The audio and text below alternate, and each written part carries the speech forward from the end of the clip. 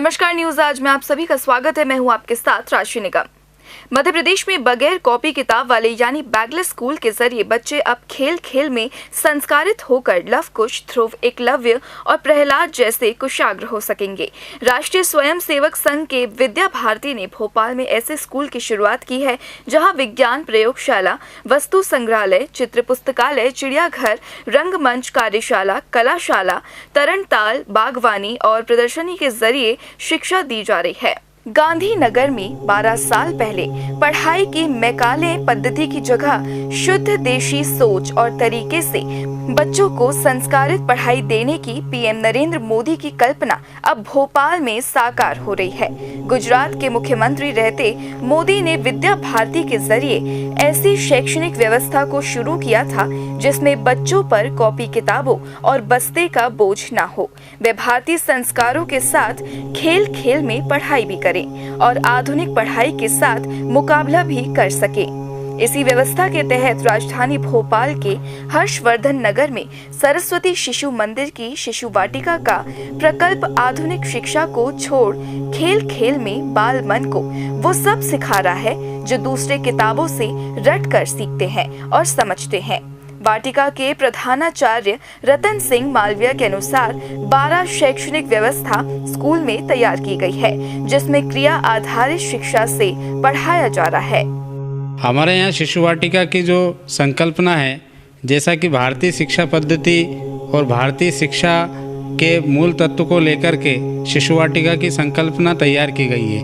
वर्तमान समय में जो बच्चों को शिक्षण का दबाव, होमवर्क का लोड, इस प्रकार का जो गृह कार्य का बच्चों पर दबाव रहता है, जो मनोवैज्ञानिक उन पर दबाव बनाया जाता है शिक्षा को लेकर के, वो हमारे यहाँ पे नहीं है। हमारे यहाँ बालक स्वतंत्रता पूर्वक क्रिया आधारित शिक्षण करते हुए और एक उन्मुक्त वातावरण में बच्चों को यहाँ पे 12 शैक्षिक व्यवस्थाओं के नाते शिक्षण कराया जाता है और उनके माध्यम से बच्चों का सर्वांगीण विकास किया जा रहा है।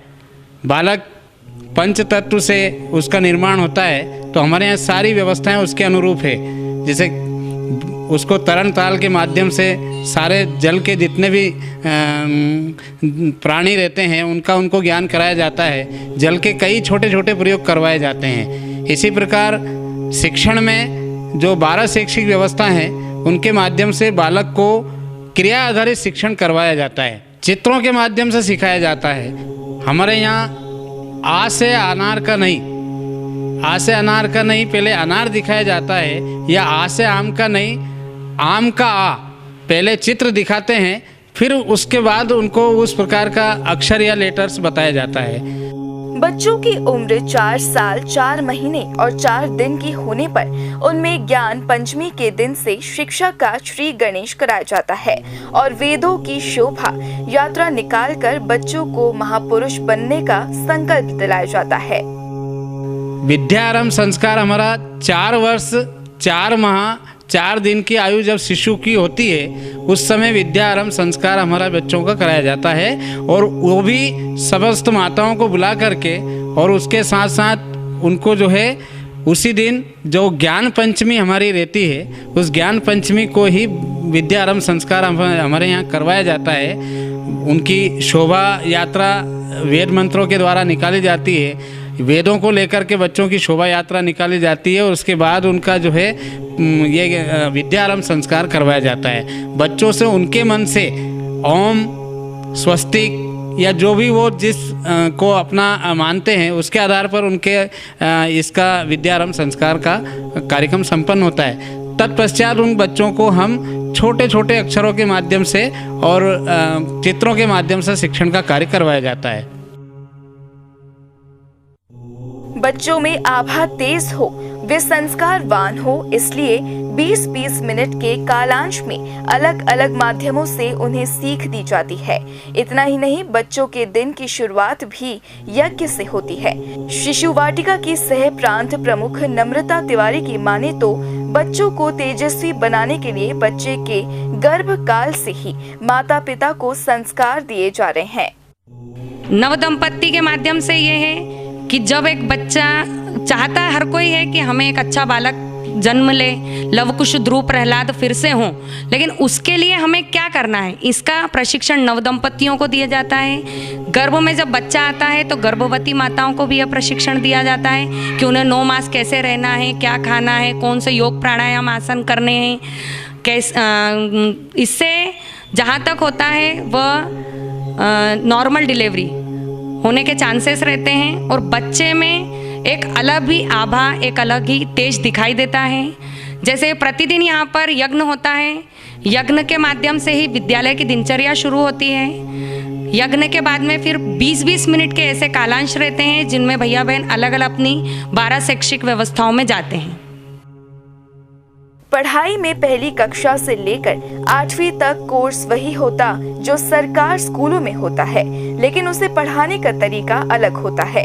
प्रांत प्रशिक्षण प्रमुख राजेंद्र सिंह परिहार की माने तो कर्म इंद्रियों और ज्ञान इंद्रियों का समन्वय बच्चों को हर विषय में पारंगत करता है।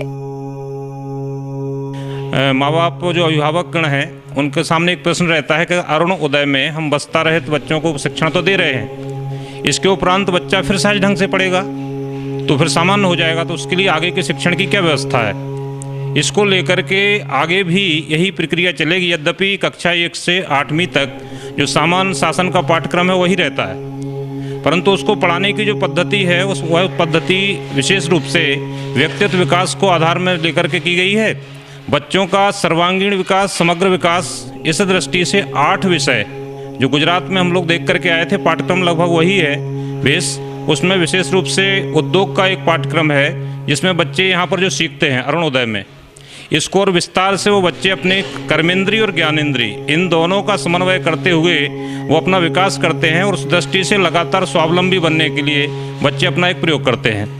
तो अनेक तरह के जो प्रयोग हम अभी यहाँ देख रहे थे कक्षाओं के अंदर, उन कक्षाओं के अंदर जैसे मोती धागे में पिरो रहे हैं, तो ये तो यहाँ सीख लिया, लेकिन इससे आगे की और कुशलताएं जो कर्मेंद्रियाँ हैं वो और सक्रियता से काम करें, उस दृष्टि से अनेक प्रयोग उसमें कराए जाते हैं। बच्चों को खेल खेल में पढ़ाना और संस्कारित करने का ये तरीका मिशनरी और मैकाले की शिक्षा पद्धति से बिल्कुल मेल नहीं खाता, लेकिन देश के भविष्य कहे जाने वाले बच्चों की ऐसी मानसिक और व्यवहारिक तैयारी निश्चित ही लव कुश, ध्रुव एकलव्य और प्रहलाद जैसे दिव्य व्यक्तित्व पैदा करेगी। न्यूज आज के लिए प्रसन्न शहाने की रिपोर्ट। फिलहाल के लिए इतना ही। आप बने रहिए न्यूज आज के साथ।